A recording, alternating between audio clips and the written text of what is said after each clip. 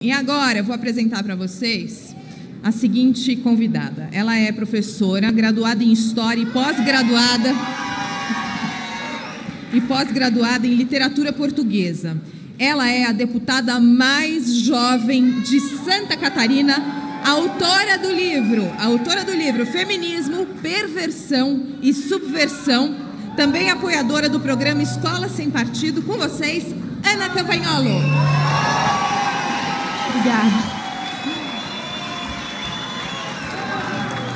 Obrigada.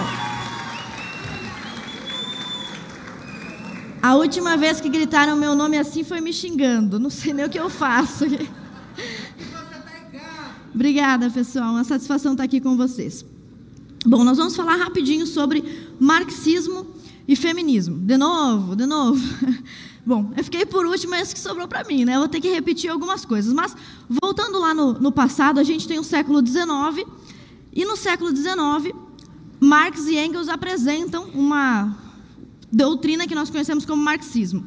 Essa doutrina é baseada no pensamento dialético e materialista. A dialética é legal, em tese, né? Você tem uma ideia, você tem que ter uma anti-ideia, uma tese e uma antitese. E aí você vai discutir sobre isso e chegar a uma solução, né? Uma síntese.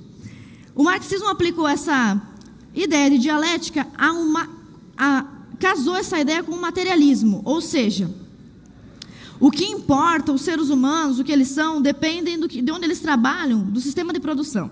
E aí criou duas classes que competem entre si, proletariado e burguesia. O marxismo original, o primeiro marxismo, tinha um sujeito revolucionário muito claro, que era o proletário. A gente sabe disso. Só que isso aí é muito demodé, tá ultrapassado. E os próprios marxistas perceberam isso muito cedo. Esse primeiro marxismo tem um sujeito muito claro, é o operário. Mas vocês lembram que o primeiro lugar onde o marxismo foi aplicado foi na União Soviética. E a Rússia não tinha proletariado, porque a Rússia era um país atrasado e um país ainda de economia rural. Então Lenin criou um termo que a gente usou muito aqui hoje. Ele adaptou esse termo para o marxismo, hegemonia. Qual foi a ideia dele? Olha, aqui eu tenho 2% de proletariado e 90% de campesinato, de camponeses. O que eu vou fazer agora para fazer uma revolução do proletariado num país que não tem proletário? Eu preciso modificar o sujeito ou eu preciso convencer esse povo. E é isso aí a gente vai chamar agora de hegemonia. Quando um pequeno grupo faz de um grupo grande uma massa de manobra para um fim revolucionário. Lenin tinha uma máxima, eu anotei algumas coisas aqui porque eu também não sou o Google, né? Lenin tinha uma máxima que era atacar juntos, marchar separados. Por quê? O campesinato e o proletariado não eram a mesma coisa. Uns estão trabalhando na roça, outros estão trabalhando na indústria. Mas eles atacavam juntos, embora marchassem separados. E tem algumas coisas que a gente tem que aprender com a esquerda. É verdade que a gente não vai concordar, eu adorei o que a Ana Paula falou, em 100%. A gente pode até marchar para um lado. O Beni vai para o negócio do armamento, Ana Paula para o esporte, eu vou para o lado do antifeminismo, cada um vai para um lado. Mas a gente ataca junto porque a gente tem um único inimigo. E esse inimigo também se junta para atacar a gente, não é? Se junta islamismo com feminismo para acabar com a gente, não é? Um negócio que nem é compatível um com o outro. Bom, esse conceito de hegemonia, ele o marxismo vai sendo readaptado, assim como esse conceito de hegemonia. Olha, o professor sempre com o caderninho, né? E aí a gente chega na escola de Frankfurt. E lá na escola de Frankfurt começam a surgir os primeiros sinais de utilizar o sexo ou a sexualidade para corromper o sistema familiar. O maior inimigo do marxismo seria a propriedade privada e o capitalismo. Aí o Herbert Marcuse, que lembram que era da escola de Frankfurt, escreve Eros da Civilização. E aí você vê, olha, tem muita gente que diz feminismo não tem, feminismo é direitos iguais, direitos civis, jurídico, é economia, é liberdade econômica. E diz que o feminismo teve dois momentos. Um bom momento, que era esse momento em que lutou pelos direitos iguais, e um péssimo momento em que ele começou a virar uma revolução sexual. Não é verdade.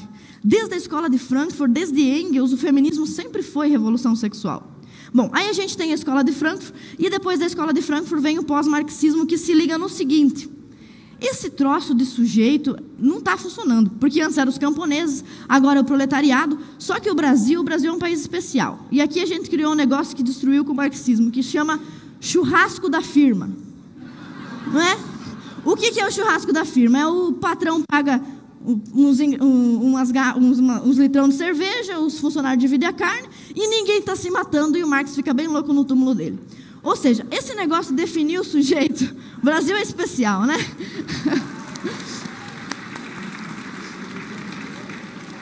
Esse negócio de dividir, de delimitar um sujeito não estava funcionando. Aí vem o pós-marxismo para dizer o seguinte: olha, nós temos que criar um grupo revolucionário que possa ser qualquer pessoa. E daí por isso que hoje você vê multimilionários e banqueiros apoiando uma ideologia anticapitalista, que não faz sentido. Por quê?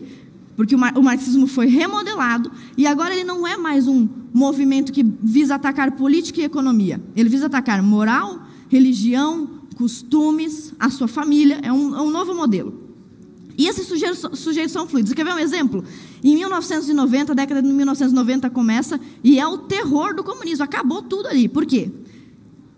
Queda do Muro de Berlim e fim da União Soviética. Aí todo mundo pensa, é o fim desses loucos, né? Acabamos com eles. Só que poucos anos depois, eu vou dar um exemplo para vocês na América Latina. Na Bolívia, em 1990, a Marcha Indigenista. Olha um novo sujeito aqui. Não é proletariado, esses caras não são proletariados, mas eles são um sujeito da revolução. Aí a gente vai para a Argentina, no mesmo ano, primeira parada do orgulho gay. Ué, caiu o Muro de Berlim, ali ontem, no ano seguinte já tem um novo sujeito marxista. Vamos para o Brasil. O Dom Bertrand falou brilhantemente. Eco 92, lembram disso? Os ecos chatos. E vai nascendo eles brotam de tudo que é lugar, eles se multiplicam. E vamos para a Venezuela. Mesma década, as duas tentativas de golpe do Hugo Chávez. Viu como eles se remodelaram? Muito rápido. Se remodelaram muito rápido. E a gente tem que aprender isso também. Então, o movimento marxista ele tem duas fases. A primeira que tinha um sujeito bem correto, lá todo mundo sabia, é o proletariado. E depois ele se remodela e cria um sujeito fluido. Qualquer pessoa pode ser revolucionária hoje. O cara é da burocracia, ele é da elite, ele é filho de banqueiro, ele é multimilionário e ele quer ser revolucionário socialista. Isso só é possível porque o marxismo se remodelou. O feminismo foi a mesma coisa. Aparentemente, o primeiro momento do feminismo era uma luta pelos direitos civis, jurídicos, direito à propriedade, direito de votar, aparentemente. Mas a gente vê uma segunda fase do movimento feminista, onde eles também têm um negócio chamado sujeito fluido. E a Ana Paula exemplificou perfeitamente. Hoje, nós, mulheres conservadoras, temos que discutir os nossos interesses de mulher com um homem feminista. Não é? Isso aí não é um sujeito fluido? Se isso aí não é um sujeito fluido, eu não sei. Então, veja bem, feminismo e marxismo, eles são casados. Então, eles vivem juntos, e inclusive as suas fases se parecem. Se nós formos falar, por exemplo, da primeira onda do movimento feminista, que começou lá em 1790, junto com a Revolução Francesa, ou seja, não presta, né? Tudo que vem junto com a Revolução Francesa não presta. E o movimento feminista surge nesse contexto. A primeira feminista, Mary Wollstonecraft, escreveu um livro chamado Reivindicações dos Direitos das Mulheres. Aparentemente, ela só queria que as mulheres pudessem estudar ou trabalhar. Mas no livro dela, em 1790, ela defendia que homens e mulheres, meninos e meninas, se fossem educados da mesma forma em uma escola pública, obrigatória, compulsória, seriam iguais. Isso é verdade? Não. Esse feminismo é de que onda? Primeira onda. Então já tinha gente mentindo na primeira onda. Não é verdade que o feminismo se estragou depois, tá? Já tinha gente mentindo na primeira onda. Aí a gente vai para a França. Lá na França a gente tem Olympe de Gouges. Ela era da mesma época da Mary Wollstonecraft. A Olympe de Gouges foi guilhotinada pelo Robespierre. Quem era Robespierre? O líder do governo do terror, que se tem esse nome de governo terror só pode ser de esquerda.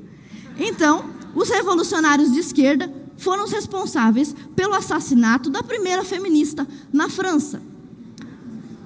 Então, não vem me dizer que a esquerda se preocupa com as mulheres. A esquerda se preocupa com revolução. E ela manipula o sujeito que for preciso, inclusive a mãe dele, se ele puder fazer a revolução usando aquele instrumento. E as mulheres são mais um instrumento da revolução marxista. Eles vão usar o indígena, o negro, o homossexual. Se não der nada certo, daqui a pouco eles vão usar o homem branco. Não sei que justificativa eles vão achar para isso. Mas eles vão usar um sujeito. Então, você vê, nós temos nessa época, em 1790, duas revoluções. Revolução Americana e Revolução Francesa, que a gente pode chamar de iluminismo de direita e iluminismo de esquerda. Onde tinha iluminismo de direita, que somos nós, é nós, onde tinha iluminismo de direita, as mulheres começaram a ser defendidas pelos homens, como, por exemplo, John Stuart Mill. John Stuart Mill escreveu um livro chamado A Sujeição das Mulheres e defendia as mulheres. Onde tinha iluminismo de esquerda, França, Revolução Francesa, as mulheres eram guilhotinadas. Na mesma época, na Revolução Francesa, surge um cara chamado Marquês de Sade. Já ouviram falar dele? Marquês de Sade era o profeta.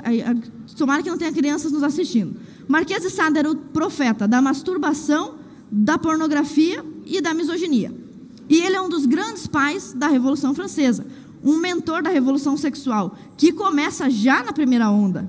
Então o pessoal vem dizer para não, o feminismo era bom antes, nós precisávamos do feminismo. Não. Agora eu vou citar para vocês Mises, os liberais vão gostar disso. O Mises, em 1922, que ele também dava uma de Olavo, às vezes profetizava as coisas, em 1922 ele disse, o movimento feminista vai ser bom enquanto ele defender interesses jurídicos e civis igualitários. Só que isso aí também não é feminismo.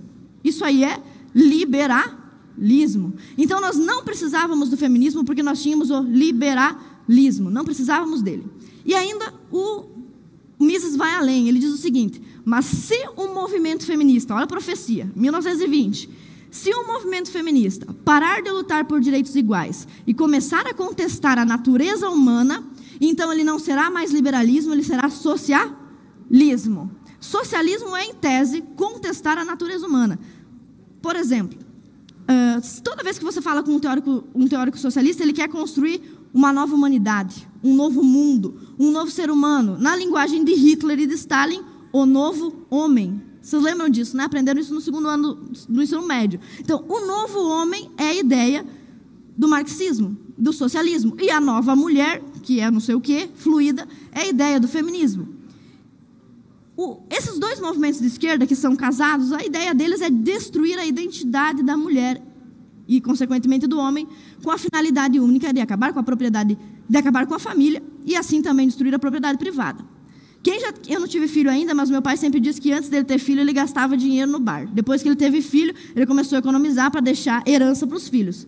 Esse pensamento foi bem reduzido, simplório, que eu falei aqui, mas é basicamente por causa da família que as pessoas se preocupam tanto com a propriedade privada. Certo? Por exemplo, os grandes metacapitalistas, como Rockefeller, eles não estão se divorciando, abortando e gastando o dinheiro todo na cachaça. O que eles estão fazendo? Investindo, fazendo fundação, certo? Então, vamos lá. Isso aí foi a primeira onda. Aí a gente começa a segunda onda do movimento feminista. Aí descarrilha de vez. Nesse ponto, todo mundo admite, há consenso sobre isso. Todo mundo fala, olha, o feminismo ficou ruim a partir da segunda onda. É porque era tão ruim mesmo que não dá para negar que era ruim. Eu acho que eu estou dando trabalho para aquela moça, porque eu falo muito rápido, né? Perdão. Desculpa.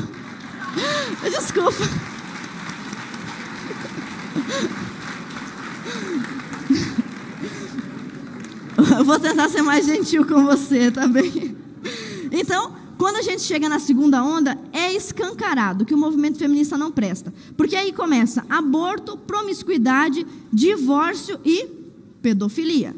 Ai, meu Deus do céu, agora eu vou tomar um monte de processo. Não sei se tem imunidade parlamentar, eu acho, né? Graças a Deus. Mas vamos lá. Algumas escritoras feministas, como, por exemplo, a Shulamit Firestone, escreveu que as crianças deviam ter direito à liberdade sexual. Ok. A Judith Butler, que escreveu aquele livro famoso, Problemas de Gênero, vocês já viram ela, né? Que ela vem para ela, parece o Cris Duran, eu sempre falo isso. Ela já veio para o Brasil, o Bernardo fez um vídeo muito legal sobre ela. A Judith Butler disse que nós devemos combater o tabu do incesto. E a Simone de Beauvoir, queridinha das feministas, assinou uma petição pela soltura de 3 pedófilos que haviam feito sexo e gravado sexo lá na França, muito tempo atrás. E se não me falha a memória, os caras eram muçulmanos, e ela foi em defesa deles para que eles fossem liberados, porque as crianças têm direito também ao prazer sexual. Esse assunto é muito, muito delicado, é chato falar sobre isso, mas existe sim, vocês viram. A Damares também falou um pouco sobre a erotização infantil. E não é tudo que nós, políticos, podemos resolver. Aliás, não consegue resolver quase nada. Mas vocês, por isso que nós precisamos de vocês. Porque as ideias precisam se espalhar, elas têm que se espalhar como vírus. E essa daqui, a ideia de que parte do movimento feminista tem na sua literatura clássica textos que favorecem a pedofilia, é uma ideia que tem que se espalhar. Isso aqui tem que se espalhar. Mas tem algumas coisas que nós podemos fazer. Eu, por exemplo, lá na Assembleia Legislativa, apresentei o projeto de lei 0302.1/2019, intitulado Infância Sem Pornografia. Foi a única coisa que eu consegui pensar e que não era inconstitucional, porque tudo é inconstitucional. Como diria o Taiguara. Então, a gente elaborou um projeto de lei e uma indicação para o governador de Santa Catarina, que é do PSL, governador Moisés. Vamos assinar o decreto Infância Sem Pornografia, governador Moisés, por favor.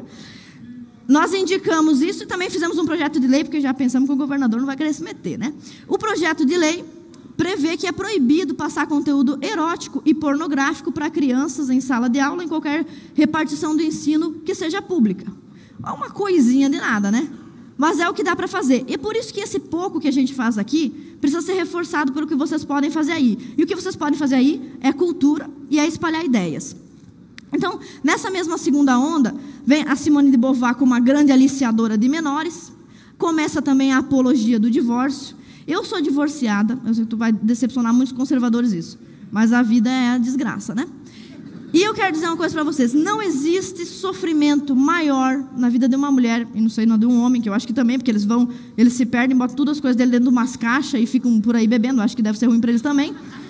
Mas não existe sofrimento pior, a não ser perder um filho para uma mulher que se casou, do que o divórcio. Divórcio não é conquista feminista, divórcio é uma desgraça. Divórcio já...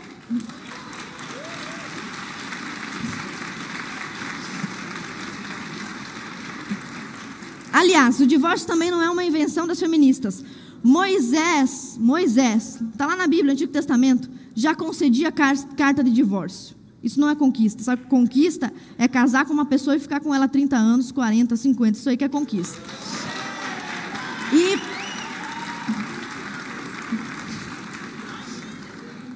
aí a gente vai para a terceira onda. Aí começa a terceira onda, aí descarrilha de vez. Lembra do sujeito fluido do marxismo? Para a gente fazer a revolução marxista, não dá para a gente delimitar um sujeito, porque os proletariados estão no churrasco da firma, eles não querem saber.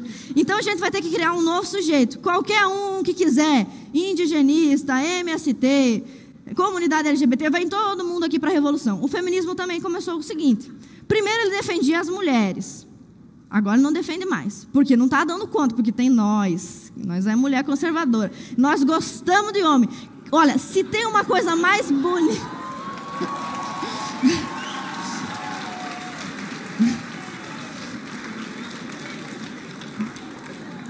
E eu também costumo dizer nas minhas palestras, é evidente que nós mulheres conservadoras gostamos muito de homem, mas olha, os homens gostam de mulher também. Se vocês pudessem ter umas 10, não é? A situação, não é? Então, nós conservadores não conseguimos cair nesse engodo porque a gente não entende o sexo oposto como inimigo. A menina que é normal, uma moça normal, que não foi submetida a tratamento de choque feminista, quando ela olha para o menino que ela gosta, a mão fica suando, não sabe o que falar, fica com borboletas na barriga, o cara passa, ela não consegue dormir, sonha com a mesma pessoa 20 noites até conseguir mandar uma mensagem no WhatsApp. Nós gostamos do sexo oposto, nós queremos interagir, nós queremos construir família. Então a gente não serve para o movimento feminista, então tem que criar um sujeito fluido. E aí surge a identidade de gênero. Agora o feminismo não representa mais as mulheres, representa qualquer pessoa, né, que quiser dizer que é mulher ou que tem interesse para a mulher. Por isso que nós, mulheres conservadoras, temos tantos problemas com os homens feministas, que são nosso pior problema são eles, no fim das contas. Então, para você ter uma ideia de como esse movimento foi se desfragmentando, aqui no Brasil aconteceu o primeiro seminário de teoria queer. Eu não tenho cronômetro. Cadê meu cronômetro? Aí eu não mereço, só porque eu sou mulher, machismo. Não tem cronômetro para mim. Olha só. No primeiro ou no segundo seminário de teoria queer, cujo objetivo era subversão de identidades, por isso que esse nome está no meu livro, no título do meu livro, Feminismo, Perversão e Subversão. Neste seminário que aconteceu aqui no Brasil, ou seja, nós já estamos atrasados, porque nós estamos aqui tentando rebater eles, já estamos com um seminário queer aqui faz tempo. Nesse seminário, uma feminista chamada Berenice Bento disse: não existe mulher, nós não defendemos mulher, nós usamos esse termo apenas para angariar um sujeito revolucionário para a nossa causa. Ela disse isso, Berenice Bento disse isso, Monique Wittig disse isso, e outras... Aliás, quando Simone de Beauvoir disse não se nasce mulher, torna-se, Ela estava dizendo que você que nasceu mulher pode ser que não venha se tornar uma, e que outro que não nasceu pode ser que se torne. Então, a terceira onda e o caminho, a derrocada do movimento feminista é, no fim das contas, a ideologia de gênero. Só que não funciona. Você sabe a tia do Zap? É a nossa mãe, é a avó, é a tia que faz o assado do Natal, né? Que hoje não tem mais, porque as mulheres não sabem mais cozinhar. Então é sempre uma tia, uma avó. Essas pessoas, se você for explicar para elas, olha só, tia Neide, você sabia que tem uma teoria de subversão das identidades que diz que não existe mulher? Ela vai, tá bom, passa ali a maionese, não tá nem aí para você. Essa ideia ela é péssima, ela é horrível, então ela não vai passar. Não vai passar. E o movimento feminista sabe que ela não vai passar. Então, por isso, eles precisam criar estratégias, formas mais sutis de se embrenhar na cultura. E agora eu vou falar para vocês 3 exemplos para encerrar a palestra, de 3 coisas absurdas que acontecem na vida prática e política do nosso país e mundo afora, e que representam as teorias mais loucas do movimento esquerdista. Monique Wittig, por exemplo, é uma francesa. Não quero dizer que tem alguma coisa a ver com a Revolução Francesa ter sido uma droga, essa quantidade de francês que escreve essa coisa ruim. Não tem nada a ver uma coisa com a outra. Mas a Monique Wittig, que é francesa, ela pretendia acabar com a heteronormatividade. O objetivo dela, o foco da vida dela, é acabar com relações heteronormativas. Em consequência, acabar com a família. Lembrando que em 1885, Engels publicou um livro chamado A Origem da Propriedade Privada, da Família e do Estado, ou o contrário. Nesse livro, já em 1885, ele já dizia isso. Para acabar com o capital, eu preciso acabar com a família. Ok, a Monique Wittig, com essas ideias muito loucas dela de acabar com a heteronormatividade, vocês viram que acabar com a heteronormatividade estava num documento do governo. Essas coisas que as feministas pensam, essas loucuras, elas sempre estão antes na literatura e depois elas vão para a política. Sempre tem gente que vai lá no meu Instagram, lá nas minhas redes sociais, reclamar. Por que você não vai trabalhar, vai fazer uns projetos de lei, em vez de ficar escrevendo livro? Aliás, hoje é o dia da leitura. Então, para todo mundo que não foi alfabetizado no método Paulo Freire, vai conseguir ler. Parabéns para todos vocês. Vamos lá.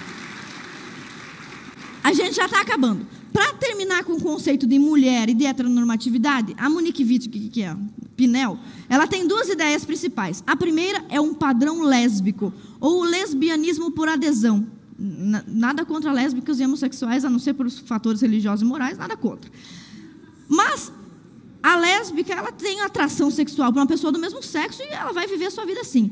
A Monique Wittig não está falando sobre isso, pessoas que têm atração. Ela está dizendo que nós temos que adotar um lesbianismo político. As mulheres, por questões políticas, não vão mais se relacionar com homem, só vai se relacionar mulher com mulher, porque sim. Não sei por quê, não consigo entender, mas porque sim. Para acabar com o padrão. E a segunda estratégia dela é destruir a linguagem. A Ana anteriormente falou aqui que a biologia não é de esquerda nem de direita. Mas, sim, para o movimento feminista, a biologia é machista. E a Monique Wittig vai além. A Monique Wittig diz que o idioma é machista. Por isso que agora a gente fala presidenta, né? Ficou muito bonito. E a Monique Wittig propôs o seguinte: nós temos que tirar o O e o A das palavras. Lembraram, né? Já acontece, não acontece? Só que essa bobagem, antes de acontecer, estava no livro da Monique Wittig. Alguns dos senhores já tinham ouvido falar esse nome dessa mulher, Monique Wittig? É por isso que a gente está perdendo, né? Por isso que a gente estava perdendo, né? Porque a gente não se prepara. Tudo, o professor Olavo sempre diz isso. Tudo que a esquerda vai fazer, antes eles colocam numa ata. Não sei por quê. Acho que é porque eles sabem que a gente não vai ler as atas. Só pode ser isso. Mas tudo que eles vão fazer, eles escrevem antes. E a Monique Wittig escreveu: para acabar com o patriarcado, com o capitalismo e com tudo mais que existe, que segundo ela não presta, a gente tem que trocar o A e o O por X. Aí você fala: queridos, cadê a Paula Marisa? A Paula Marisa tem um canal inteiro no idioma feminista. Queridos, oi, amigas, deputadas, pode ser um X ou um E. Olha, isso já está acontecendo. Eu trouxe 3 manchetes aqui. Professores do Colégio Pedro II adotam o termo alunos, eu vou falar alunes, para se referir a estudantes sem gênero. Isso aqui é de 2015, a gente já está quantos anos atrasado? Se fosse a Dilma, eu não saberia fazer essa conta. Mas olha só, a gente já está atrasado. Em 2015, as ideias da Monique Wittig já estavam sendo aplicadas. E por que ela quer fazer isso? Por que ela quer trocar uma letra por um X? Quer trocar um A por um X? Para destruir a sua família. Ah, mas não tem nada a ver. Tem. Não é teoria da conspiração. Vamos lá. Cadê o pessoal de Minas Gerais? Olha só, lá de Minas Gerais. Diretrizes de Educação para Relações de Gênero na Rede Municipal de Educação de Belo Horizonte. Uma notícia também de 2015. Uma cartilha inteira sobre um manual de linguagem não sexista. Eu não sei. Eu estudo isso aqui até hoje, não entendi. E nós temos uma terceira notícia. 2018, Universidade Diego Portales do Chile. Nessa universidade, os professores já convencionaram que não é mais erro gramatical você escrever alunos, queridas, gordas, feias, né? Então já virou padrão. Olha, isso aqui estava na literatura, é absurdo. Nós temos um outro caso absurdo, que é o do Jordan Peterson, vocês lembram dele? Tem livro dele para vender aqui do lado, maravilhoso. O professor Jordan Peterson foi perseguido até o limite, porque ele se negou a usar termos de gênero neutro, que no Canadá estavam sendo impostos por normativa. Ou seja, eu estou vendo que é uma mulher. Uma coisa é você proibir o cidadão, até o conservador consegue aceitar isso. Proibir o cidadão de falar certas coisas. Tudo bem, sou proibido de falar certas coisas. É justo, por exemplo, é proibido fazer um comentário racista. Ok. Agora, obrigar a pessoa a falar determinada coisa, olha o absurdo disso, é uma total quebra da liberdade. Isso aconteceu no Canadá. E para você ver como isso é de interesse global, a Google e o YouTube bloquearam as contas do Jordan Peterson porque ele se negou a fazer isso, sem justificativa. Ele simplesmente teve os canais deletados porque ele não usou gêneros neutros, sem infringir nenhuma norma. Agora vamos para um segundo caso. Olha, é triste o que eu vou falar aqui. E eu vou talvez usar uns palavrões, porque eu não posso fazer nada, não fui eu que escrevi esses livros. Mas é o seguinte, além disso, nós temos o caso do Foucault. Lembram do Foucault? Foucault é velho, antigo já. Ele falava sobre contrassexualidade. Para o Foucault, para a gente destruir a sociedade, não é suficiente a gente fazer coisas que são proibidas. Já ouviram aquela frase, sexo anal contra o capital? É isso. Para o Foucault, não basta fazer o que é proibido. Você tem que criar novas formas de sexualidade. Essa ideia do Foucault foi readaptada pela Beatriz Preciado, que é uma professora universitária da França. Tá, não tenho culpa. Ela escreveu um livro chamado Manifesto Contrassexual. Objetivos dela. Isso aqui é muito absurdo. Tenta explicar para sua avó isso aqui. Você não vai conseguir. Olha o que ela... E as vós são as pessoas que são sábias. Então, se elas não estão entendendo, é porque não funciona. Primeira citação. Inventar excentricidades, ou seja, novidades, novas formas de fazer sexo que subvertam a função do pênis e da vagina. Onde é que eu vou chegar? Vocês vão ver. B. Segunda citação. Jogar na cara dos heterossexuais práticas com fezes, peidos e chuvas douradas de urina. Alguém lembra disso aqui? Que é? Lembra do Bolsonaro perguntando o que é um golden shower? Esse aí é um caso exemplar. Olha, os caras só estão fazendo um golden shower aqui porque o Foucault, lá em 1950, estava escrevendo sobre isso. A gente leu o Foucault? A gente se preparou para isso? Então os caras vão fazer golden shower. É isso que vai acontecer. A gente tem um outro exemplo que é trágico aqui. É trágico. Vocês lembram do evento que aconteceu em maio de 2014? Olha onde aconteceu isso, com o seu dinheiro e com o meu dinheiro. Curso de Produção Cultural da Universidade Federal Fluminense, evento Xereca Satânica. Meu marido disse que vocês iam rir disso. Tá. Vocês lembram disso, não lembram? A Xereca Satânica foi um evento onde uma artista numa universidade federal, numa disciplina de uma universidade federal, paga com o meu dinheiro e com o seu dinheiro. O ministro da Educação está aí? Aí é o ministro. Umas pessoas para o senhor exonerar.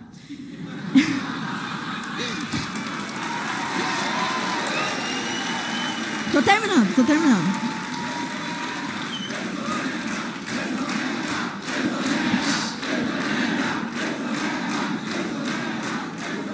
Estão criando um problema aqui entre mim e o ministro. Vamos lá. Nesse evento da disciplina Corpo e Resistência, uma atriz chamada Raíssa Vitral costurou, teve a sua vagina costurada. Meu Deus, é muito absurdo, não dá para entender. Só que isso tudo já estava escrito nos livros de Foucault e no livro da Beatriz Preciado, entre outros, Monique Wittig e tantos outros.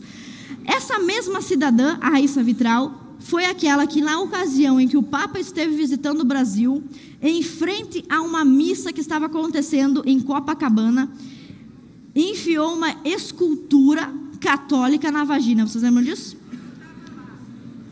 Pô, não, isso depois eu encontrar você, não fala um negócio dele. Ela disse que estava lá. Olha só. Ui. Olha só, a Raíssa Vitral, eu acho que eu tive um problema com o microfone, vou ter que pegar outro. A Raíssa Vitral cometeu práticas assim porque nós não estamos combatendo. Para tentar resolver esse problema, atenção, produção, é ao vivo, aqui se faz ao vivo. Nós apresentamos um projeto de lei também lá em Santa Catarina, e acho que muitos políticos aqui, assessores, podem levar essa ideia.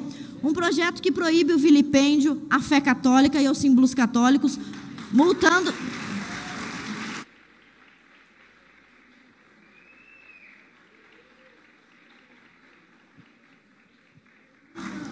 Não me encosta que eu te processo. Ó, o assédio. Quer me dar outro microfone?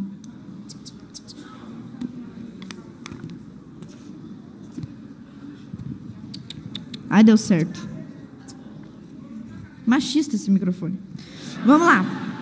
Nós apresentamos um projeto de lei que pune de 5 a 500 mil reais a instituição, a entidade que fizer algum tipo de manifestação, obra artística ou qualquer coisa, tipo aquele museu queer lá, que difame, vilipendie ou satirize a fé católica. Aí agora nós vamos para o... Obrigada, muito obrigada. É o famoso não faz mais que obrigação, né? E a gente tem também... E eles levam isso tão a sério. Olha, parece tudo piada o que eu estou fazendo, mas isso aqui é onde o feminismo acaba. Eu estou terminando, essa aqui também é para o ministro da Educação. Eles levam isso daqui tão a sério que eu vou ler para vocês algumas teses e dissertações de mestrados, paga com o dinheiro de vocês e com o meu. Oi? Ai, cansou ela. Tem coisa que foge ao controle do ser humano. Vamos lá. Eu vou ler só algumas teses bizarras aprovadas em universidades federais com seu dinheiro e com o meu dinheiro relacionadas aos temas feministas. Primeira, fazer banheirão. As dinâmicas das interações homoeróticas na Estação da Lapa e adjacências. Apresentado por um mestrado na Universidade Federal da Bahia. Próxima, mulheres perigosas, uma análise da piriguete. Cabe. Realmente esse é um tema bem feminista. Vamos lá. Próxima tese de mestrado. Azuadinha e tá. Representação sobre a sexualidade e o corpo feminino negro. Próximo. Estou falando? Você não acredita em mim, pelo amor de Deus? Erótica dos signos nos aplicativos de pegação. Processos multissemióticos em performance íntimo especulares de si. É um trabalho sobre o Tinder. Com o seu dinheiro, com o meu dinheiro. E aqui tem uma lista de teses, mas isso não vem ao caso. Só queria mostrar para vocês como o movimento feminista leva isso a sério. E agora eu vou terminar. Terceiro exemplo, e o mais chocante de todos, é o seguinte. Entre esses vários textos feministas sobre subverter a prática sexual, teve uma época, pelo menos na minha época, em que meu pai tinha que se preocupar se eu não estava fazendo sexo precocemente ou fora do casamento. Essa era uma preocupação que nós conservadores tínhamos que ter com os nossos jovens, com os nossos filhos. Hoje, se a pessoa estiver fazendo sexo heterossexual, já é uma vitória, né? Não, tá tudo bem, tá ótimo, tá muito bom. E se esse processo sexual envolver um pênis e uma vagina, aí tá ótimo. Aí é muito bom, até merece até uma honra ao mérito. Por que eu digo isso?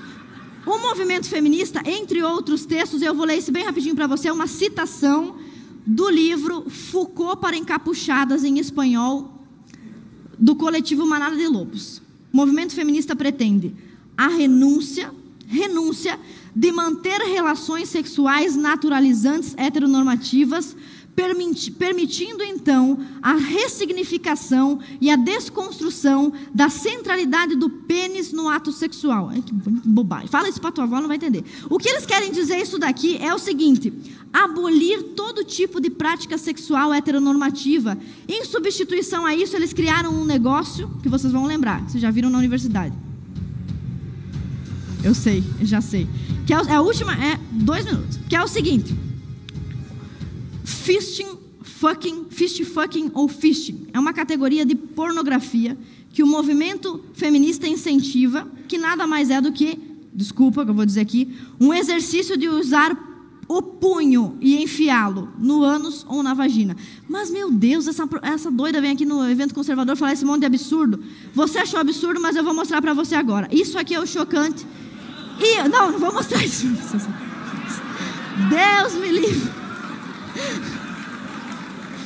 Olha só. O que eu vou mostrar para você agora. Não sou o Jean Willis, gente, vocês me respeitam.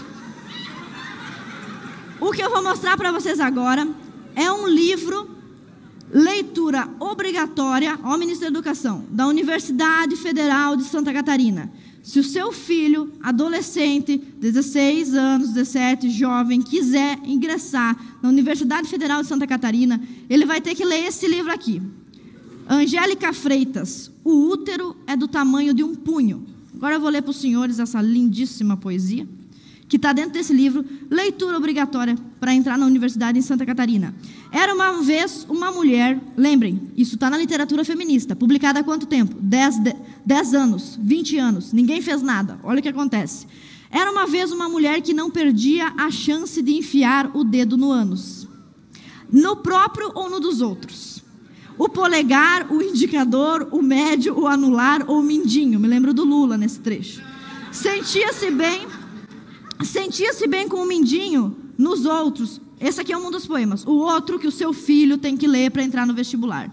Um útero é do tamanho de um punho. Num útero cabem capelas. Olha aqui. Isso aqui é para a comunidade católica e no dia do vestibular lá, eu não sei, eu não posso sugerir nada que dá aqui. Mas enfim.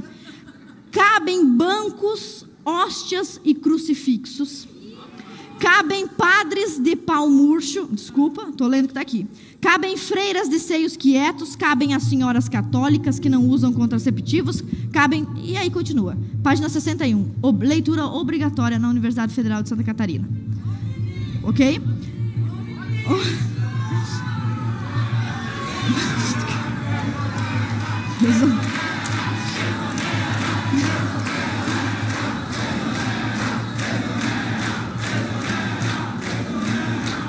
O ministro vai pedir minha expulsão. Esse era o último caso que eu queria mostrar para vocês.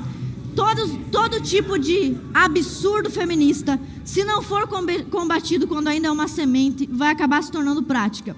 E nós, mulheres conservadoras, temos um interesse, que é nos dar bem com os nossos maridos, que não são nossos inimigos. O que acaba com o casamento, e é isso que é o objetivo do feminismo, é a competitividade. E Deus nos colocou mulheres para ajudar nossos maridos e maridos para nos proteger. E é isso, muito obrigada.